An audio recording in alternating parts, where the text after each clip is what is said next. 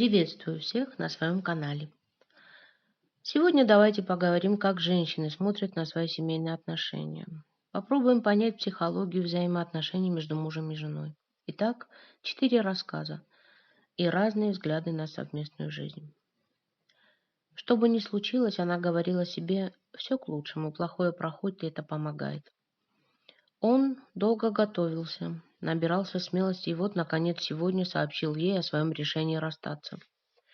Он заберет вещи через месяц, на днях уезжает в Грецию на отдых, а прямо сегодня начинает новую жизнь. Без нее. И да, он влюблен в другую женщину. Так бывает, малыш. А что тут поделаешь?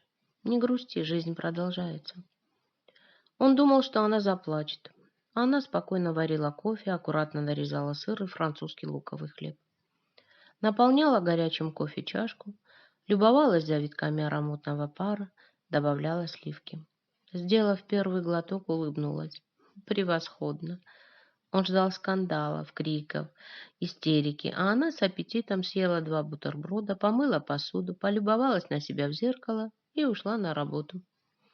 Перед тем, как захлопнуть дверь, послала ему воздушный поцелуй.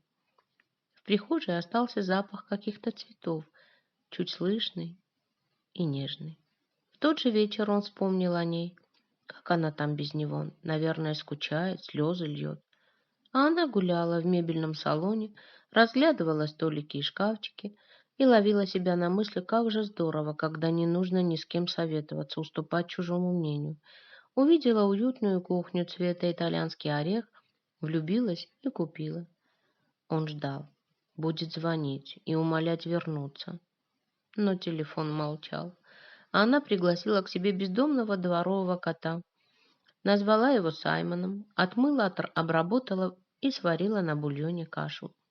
Кот оказался замечательным собеседником, ел, что дают, спал на широком подоконнике, а просыпаясь, смотрел в окно на мир с 12-го этажа большими зелеными глазами. И еще он был рыжим. Наверное, она чувствует себя брошенной, несчастной и одинокой. Он был в этом просто уверен. А она купила холст, кисти и пошла в студию живопись. Всегда любила рисовать, а теперь появилось свободное время и наслаждение тем, что нет необходимости все бросать, бежать домой, готовить горячий ужин, ждать его возвращения. Можно расслабиться и спокойно работать с красками. Однажды он ей позвонил, но она не ответила. В духовке уже зазолотился, зарумянился малиновый пирог со сметаной и заливкой. Нужно было проследить, чтобы не подгорел. Аромат ванильно-воздушного теста и томящихся в нежной заливке истекающих соком ягод заполнил всю кухню. Саймон дегустировал оставшуюся сметану и жмурился от удовольствия.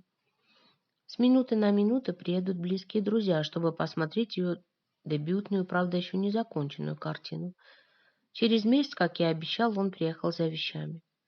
Небось, готовится к встрече. Свечи, вино, открытое платье, мысленно усмехался он. В квартире было тихо, а в прихожей стояли сумки с его одеждой. Ни свечей, ни вина. Пахло яблоком и чуть-чуть травой. Сменила духи, констатировал он. В кухне все изменилось, новая мебель, уютно и удобно. Во вкусе, конечно, ей не откажешь. Выходной день, где ее носит, удивился он. Анна ехала за город в гости. На заднем сиденье машины лежали 2 ее первые работы из задуманной серии о жизни рыжего кота. «Кот на окне» и «Кот в деревне». Писала для души, для себя. Но друзья, семейная пара, влюбились в эти милые картины и захотели их купить для своего загородного дома. Она решила просто подарить.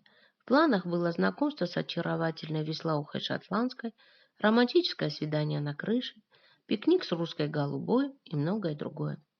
Рядом с ней на переднем сиденье расположился Саймон, большой и красивый, как 2 капли воды, похожий на плюшевого персонажа с ее картин. Рыжая шелковистая шерсть блестела на солнце. Он с интересом смотрел в окно на пробегающие мимо деревья и домики, но иногда оборачивался и спрашивал взглядом: «Все хорошо?» «Все просто замечательно», — отвечала она, и оба счастливо улыбались. С мужчиной должно быть просто. Так, чтобы прямо изи. В смысле так, чтобы запросто можно было ляпнуть какую-то чушь, пересолить салат и водить как блондинка. И чтоб это все не запихивалось тебе в черепную коробку, как утверждение твоей недоразвитости, а вызывало улыбку. Я готова придушить от благодарности, когда на мой робкий взгляд нашкодившего котенка звучит «Да забей, купим другую». Я жила в военном режиме почти 2 года, когда каждый шаг сопровождался свистом пуль над головой в виде замечаний, криков и постоянных одергиваний. Закончилось это выставленными манатками за дверь и звуком откупоренного шампанского. Наконец мне никто не вставил за лишний бокал, и жить стало гораздо веселее. У меня возникает вопрос к нервным товарищам, какого черта от меня нужно, если я хронически раздражаю? До счастливой и здоровой старости вряд ли можно протянуть, обстреливая друг друга стрелами с ядовитыми наконечниками. Я не позволю, чтобы на меня еще хоть раз повысили голос. Пусть через пару месяцев я начну коллекционировать котов и песни российских певиц, чем оправдываться и путаться в показаниях, потому что все равно ни хрена не понимаю, за что мне предъявляют. В общем, изи. Просто должно быть просто.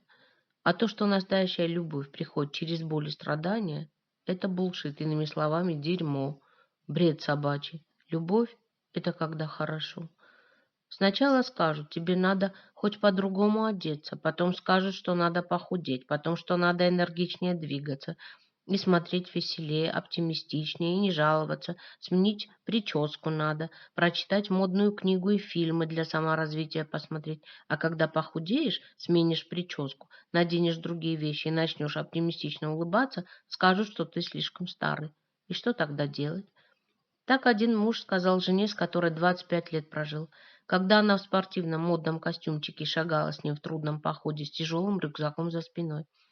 Всю жизнь она худела, надрывалась в спортзале, качала пресс и делала стрижки, как мужу нравилось. И смотрела фильмы, которые ему нравились, и читала книги, которые он рекомендовал. А в отпуске сплавлялась по рекам и ползала по горам, и вечерами у костра, отмахиваясь от комаров, пела бардовские песни под гитару. Муж любил именно так проводить отпуск. Вот жена все делала так, как ему нравилось.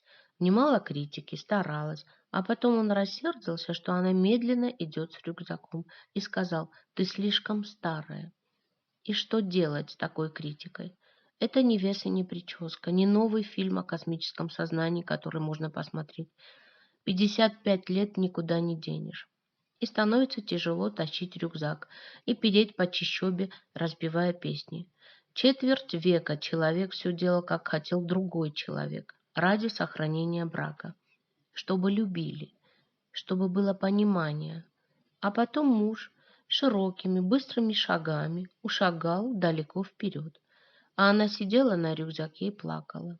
Она очень устала, как маленький седой гномик, сидела в лесу и плакала. Без всякого оптимизма, потому что прожила не так, как хотела. Морила себя голодом, потела в спортзалах, бродила по тайге и ползала по горам в отпуске. А хотела совсем другого.